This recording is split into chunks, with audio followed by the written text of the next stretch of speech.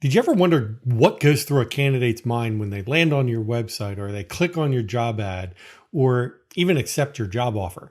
Understanding the candidate journey is kind of important to the candidate experience. So stick around. We've got some great tips on how you can increase your candidate engagement.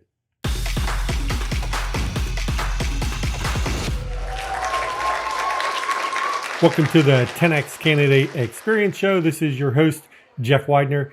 Today's guest is a relative newcomer to the recruitment marketing space. And while I usually have subject matter experts on that have decades of experience in employer branding, recruitment marketing, or even candidate experience, I've always thought it was important to give newcomers access to the platform so their ideas and voices can be heard also.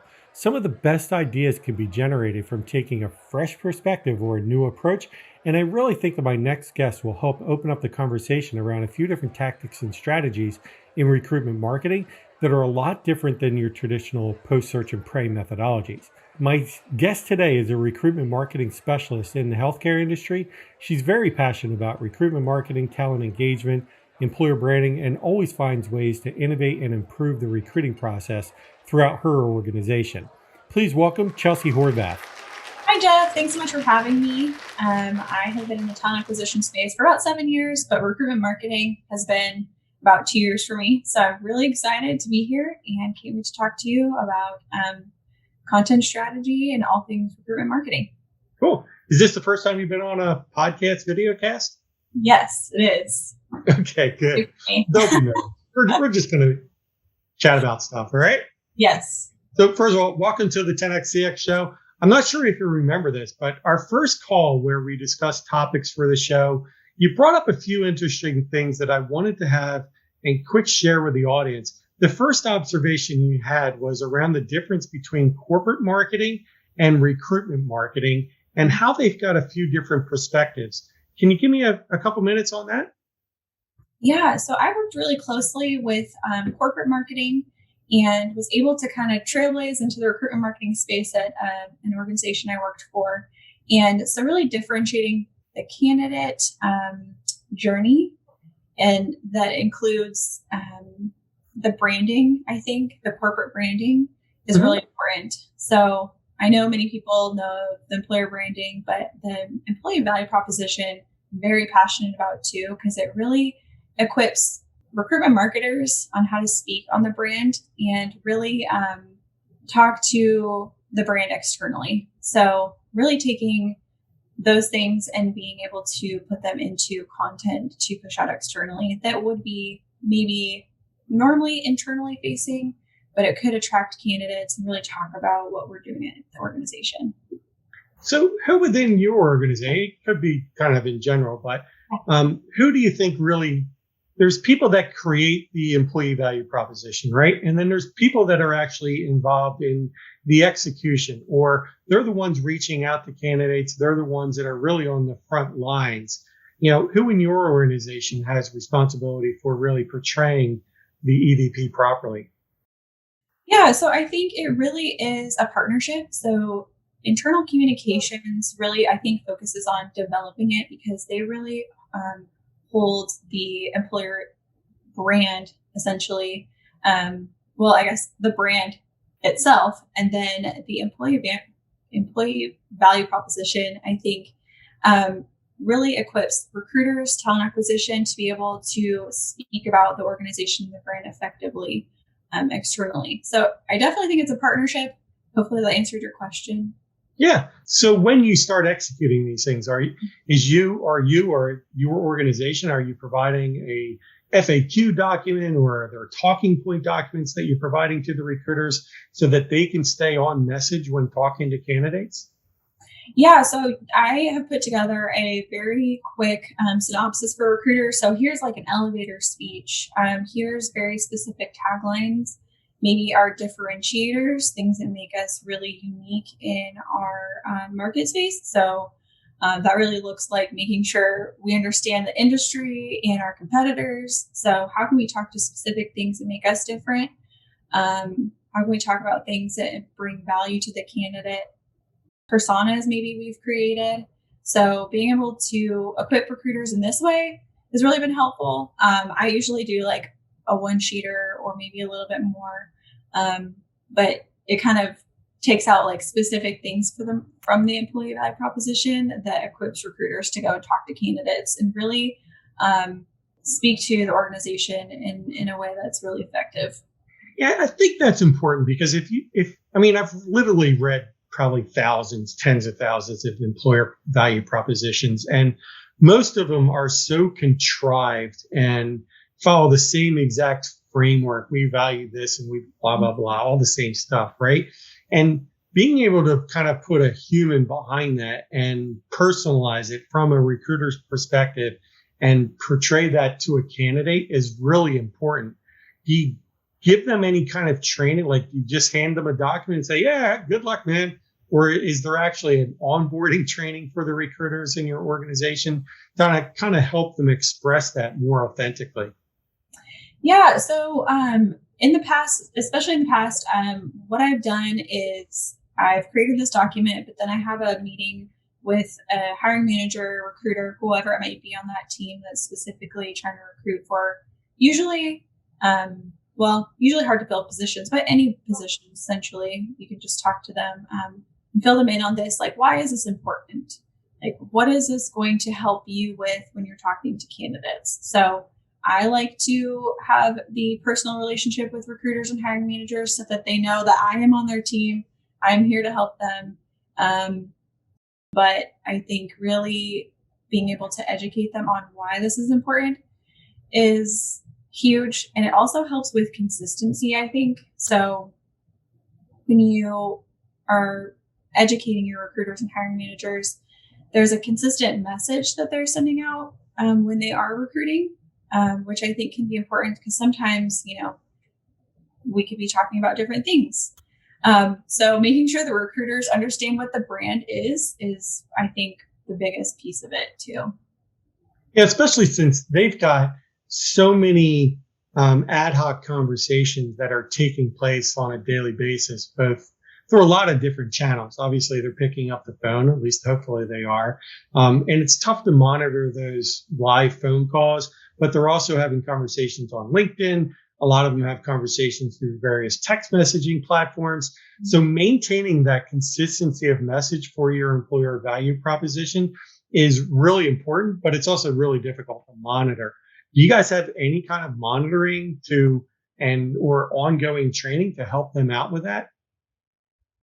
Not currently, but I do know that a lot of the advertisements are created by myself or the recruitment marketers. And so we are heavily involved in a lot of the content creating process. So if they're having conversations with candidates or if they're on LinkedIn or things like that, I typically, we want it to be a personal conversation. But I think if we can at least get them to, utilize the training that they've had, that's all that I've been able to really touch on at this point. As far as any like auditing process or really diving in to see if people are using it consistently, it's kind of at this point just on a conversation basis. But at least getting the ball rolling has been, I think, helpful. But I think when it comes from me about these things, why they're important, and then really working on them closely with the content piece, and really I'm managing the content piece that's in partnership with the messages they're giving out to candidates.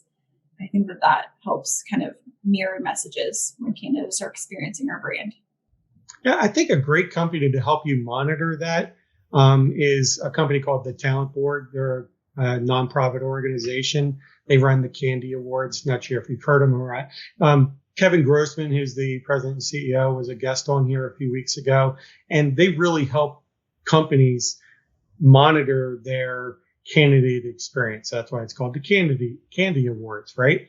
And they put out a lot of research as far as what's working, best practices, things like that. And they run thousands and thousands of surveys to their organization, client organizations as well. So that's a great way of getting feedback from candidate surveys, hiring manager surveys, employee surveys, things like that. So it's a good way to monitor or audit your brand, if you will.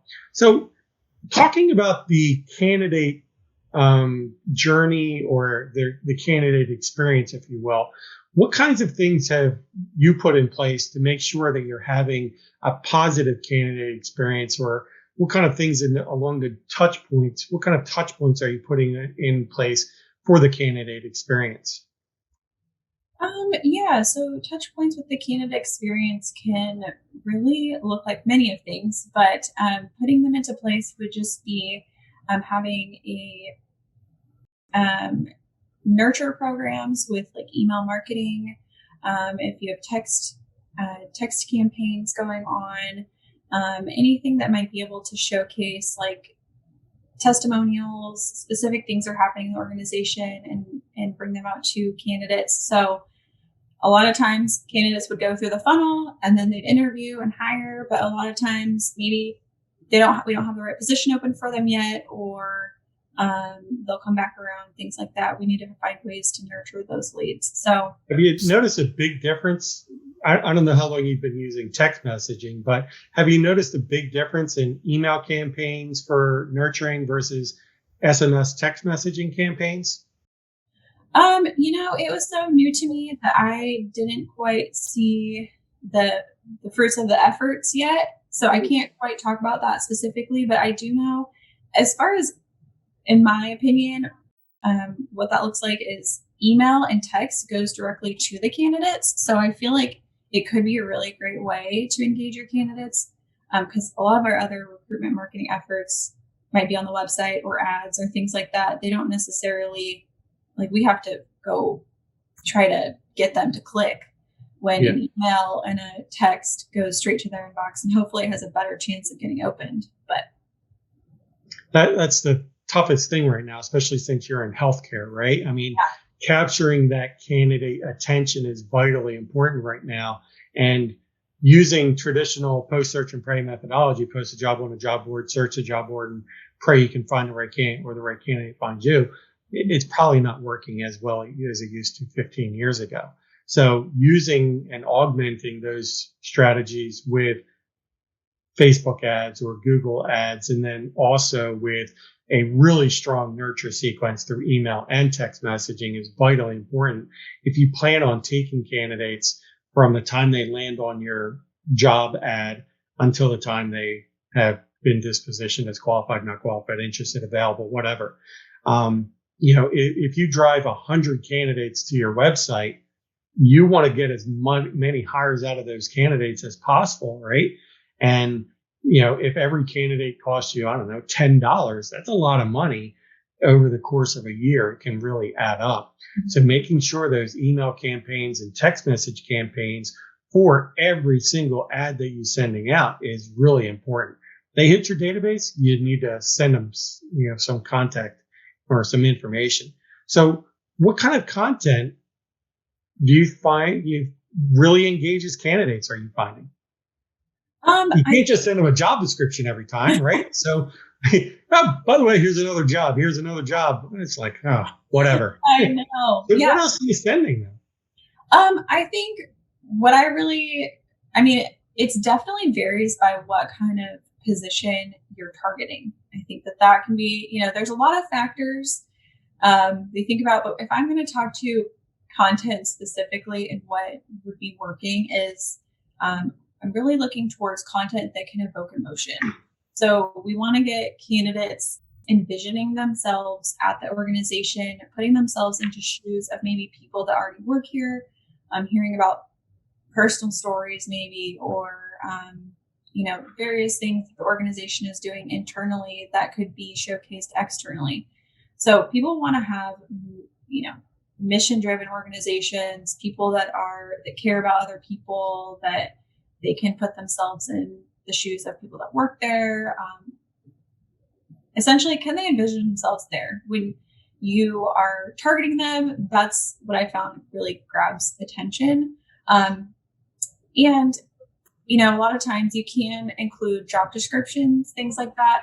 But what I found is we want to keep what we're sending them very short on the copy, maybe more focused on digital, maybe a video type of content instead. So I think it really depends the length of the information, whether it's a video or a text message or even an email. It really depends on what stage they are in the process. If they're really top of funnel and they're just doing discovery, then it needs to be short, punchy, capture attention. It's all hook and no bait, right? A little bit further down the funnel, you're definitely talking about giving them more meat and less potatoes, right? Like how I go from fishing to it's almost dinner time. I must be it, right? But so a little bit further down the funnel, you want to give them some employee testimonials. You've already got them hooked. My dog is barking now. So we've already gotten them hooked on, this is a good company to go work for potentially. Let's see if they've got a job. I can see myself in that job. So now you got to give them additional information like testimonials, or you have to give them a day in the life of, or what's important as far as their mission, value, and culture, or employee value proposition. But that is only going to keep their attention for so much longer, right? So once they start getting down to the bottom of the funnel, how are you keeping their attention at the bottom of the funnel? Have you guys given any thought to that? I think from my perspective, it would just definitely be, so we've got their attention. So now we're going to talk about the specific benefits that we can give you. Okay. So you want to work here. So what can we do to bring to you, can bring value to you? Yeah. Because ultimately when it comes down to it, we are looking to fill jobs, and you might be looking to find a job, or maybe you're a passive candidate and you kind of already see all these cool things that we're doing. So what can we do for you? It's kind of like that old adage. There's a meme going around right now where the person, the first interview question is, why should I hire you? Because you contacted me and you have an open job. That's why it's a stupid question, right? So don't ask stupid questions during your interview process. It's the moral of the story, right? So you have to make sure that you're appealing to the audience, right? And making sure you're keeping them engaged. So at the bottom of the funnel, what a lot of companies are doing is they are, even before the interview, right? So they may not have had a interview with a hiring manager yet, but they do a interview with a hiring manager on video. So they do an intake meeting, they record the intake meeting or a career webinar and send that out to them. Or you might have some more employee testimonials. So those are really helping to kind of fuel that fire in that employer branding stage. Yes, so, getting them in a conversation, like the hiring managers in a conversation with the candidate and being able to just really engage with them that way. Yeah, I love engaging that hiring manager because they're the ones that are going to be making the final decision, right? So if they know exactly what they're looking for, then it's going to be a lot easier to identify it. If they don't know what they're looking for, then your position is not going to get filled for a very long time. They're just throwing spit against the wall. Yeah. So when you're collecting all these stories from employees and things like that, how do you decide what stories to tell? I understand you're doing kind of a job category marketing strategy, right? But how do you decide what is a really good story to tell? I think, we definitely have to see like what is relevant, what might be relevant to our cultural time, but also, like I was saying, what evokes emotion? So what can people really feel like is, oh, that's so heartfelt, or wow, that's really inspiring, or, what can really evoke a lot of emotion, or what can connect people a lot to the position where they can see that they can add value to the organization. So, it's really hard to say what might be specific because, all these stories could be different. It could be various different stories. But I think what might be relevant to the position that we're hiring for, if it's more targeted, or if we're doing more of like an overall brand awareness campaign for the organization, maybe something a little more broad. I think it really just depends. And it also maybe could depend on the season of the year. Maybe we want to do something more focused towards giving in the holiday season. So just various different things. I can't say specifically, I guess. Yeah, marketing is you're always looking for some way to pull out the emotions or pull out that story, right? So I just like to throw out different ideas when we're talking to new people on the podcast and stuff. So what are the top three things a company should avoid when starting their their candidate journey? When they're starting their candidate journey to avoid. That's a curveball for you. Yeah, like, okay, well, if it was me and if I was doing this all over again, I was just doing a company from the ground up for a candidate journey, trying to just figure it out, I would say try to avoid, I'd say be really thoughtful about what kind of budget do you have. So we don't want to just, a lot of times I think people just like throw money at things and think it's just going to fix everything. But I'd say get really targeted and strategic about who it is you're targeting, what might have worked in the past. Talk to your recruiting managers, hiring managers, understand your brand, things like that. So try to avoid just like throwing money at everything. Try to be very targeted before you go and do and testing things. That would be my perspective. But yeah, there's always a new place, or there's always a place for a new channel or a new strategy, a new tactic, right? But you don't turn on a new faucet until your bucket is being filled by 5 or 6 other faucets, right? So this is how I kind of explained it when I was in RPO. I was like, look, you always have your core faucets that are filling candidates, right? They're always dripping candidates into your bucket. And when you're ready to, you open up the next faucet, but you open it up as a drip and then you open it up all the way, right? You never want all of your candidates or majority of your candidates coming from any one single channel. So if you're too heavy on employee referrals, or if you're too heavy on social media marketing or pay-per-click ads or any of the job boards, I say I don't like having any more than 10, 15% of any one single channel, because if that channel gets shut down for any reason, there goes your candidate flow. So I had many clients when I was in RPO that were getting 40, 50% of their candidate flow from a single channel, like employee referrals. Yeah. I said, look, that's great. But what happens is birds of a feather flock together. And if you're trying to increase the diversity across your talent pool and therefore across your employee base, you need to get away from doing the employee referral stuff, because you're bringing exactly what you already have, right? For the most part, there's some variances there.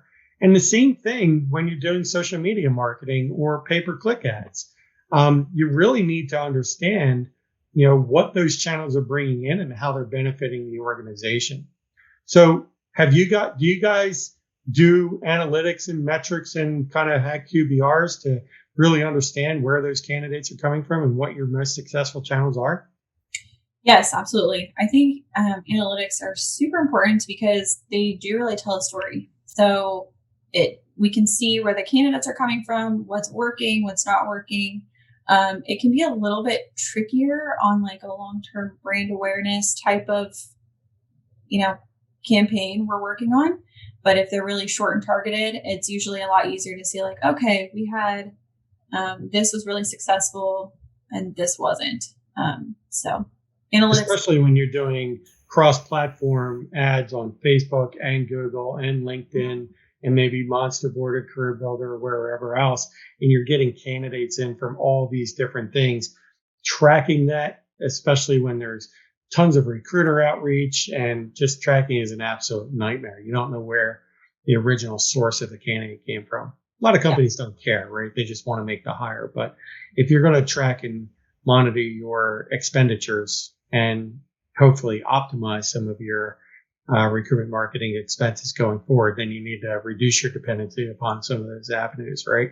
So, absolutely. So what are the top 3 things that companies should be doing? Top 3 things companies should be doing. Definitely, like I was saying, get to know your brand really well, really equip your recruiters to speak on the brand. And I think, invest in your recruitment marketing teams. I know it's kind of a newer space, and even some of the, I've found some of the talent acquisition teams, we don't quite know what recruitment marketing does. I think coming into 2021 and beyond, this is like a very new area in some sense. Obviously, it's been around for a long time, but it's kind of been packaged up as recruitment marketing as a new thing. I've seen a couple of things that some companies, they don't have a recruitment marketing team. They just let marketing or internal communications take it over, right? And that's certainly, I'm not 100% opposed to it. I would prefer that, they have somebody from a marketing background, somebody from a recruiting background, hence the recruitment marketing, because you really need to understand a candidate journey and understand how requisitions get opened and closed, and really understand that, consumer marketing or corporate marketing is very different than recruitment marketing. Yes. Well said. Right? Thank you. So not that you can't flip flop back and forth. It's just that if you're trying to really grow a team and be serious about recruitment marketing, understand with consumer marketing, like if I market to 100 people, I want all 100 people to buy my product, right? I'm not going to run out of inventory. If I do, I'm going to get more inventory. But with marketing to candidates, there usually is a very finite number of candidates that you can market to. There's only so many candidates in a given geographic region that are A, qualified, B, available, and C, interested, right? Qualified, interested, available. So that means you can't just blow through 100 candidates. Additionally, you only have one job typically to fill. That means you have to do your best at selling that job. Yeah, absolutely. Right? And you cannot hope and try and figure out that messaging for later on, which is why, like on the sales side, everybody relies on testimonials, right? Client testimonials are the coup de grace or whatever. So many companies are not relying upon their own internal employee testimonials to help sell and tell that story. So I think it's vitally important. You guys are doing a great job with that. So, all right. So what are the last thoughts? What did we miss talking about, Chelsea?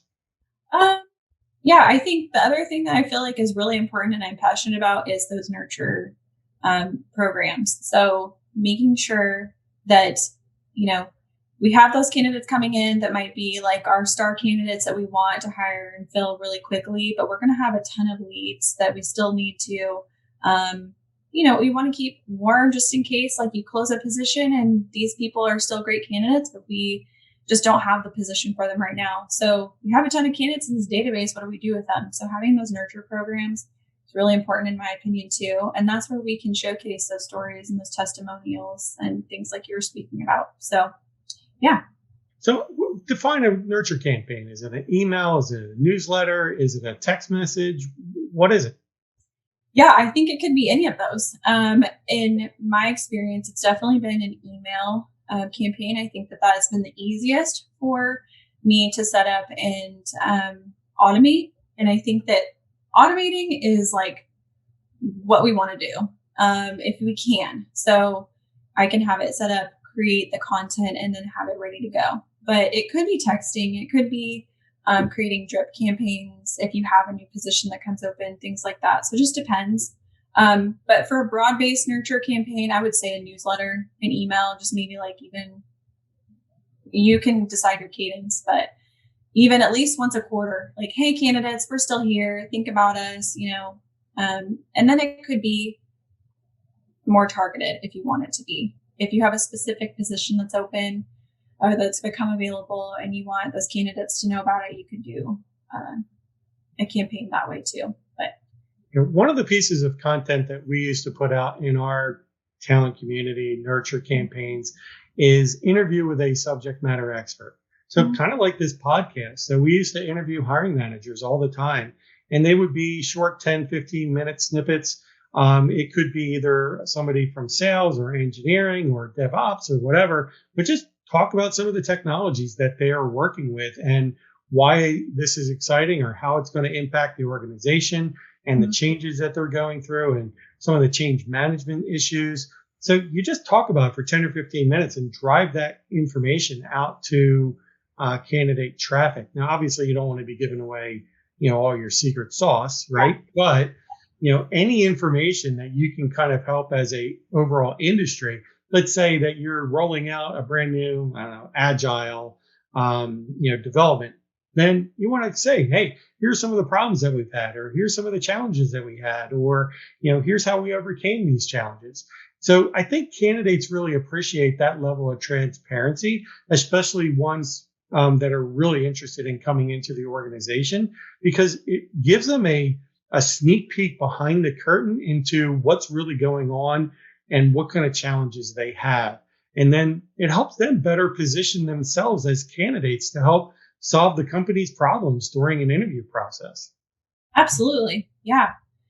I mean, I think as definitely in the recruitment marketing industry is just like putting yourself in that candidate position and be like, okay, would I want to know what's going on at that company? And being transparent is I think, a great value to have, especially with people coming into the organization. And like you said, can help solve any of the issues that might need to be solved. So absolutely. Sounds good. All right, Chelsea, thank you so much for joining me. I love this conversation. I could go on for another hour or two, but I've got lots of other things that I'm sure you can say. So, all right, everybody, thank you so much for joining the 10X Candidate Experience. Chelsea, again, thank you so much for joining me. Thanks, Jeff, for having me. Make it a great day, everybody. Bye-bye.